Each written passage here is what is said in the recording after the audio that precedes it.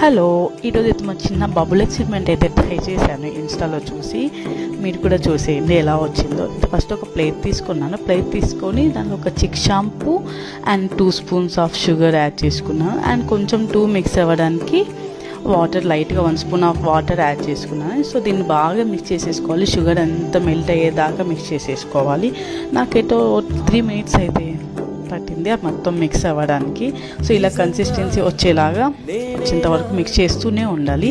దీని తర్వాత నేను 2 స్టిక్స్ తీసుకొని పైన ఒక థ్రెడ్, కింద ఒక థ్రెడ్ కట్టేసుకోవాలి స్టిక్స్కి అయితే. దాని తర్వాత ఇలా ప్లేట్లో చూపించినలాగా తీసేసుకొని బబుల్ అయితే ఊపేయడమే. మాకైతే చాలా అంటే చాలా బాగా వచ్చింది బబుల్.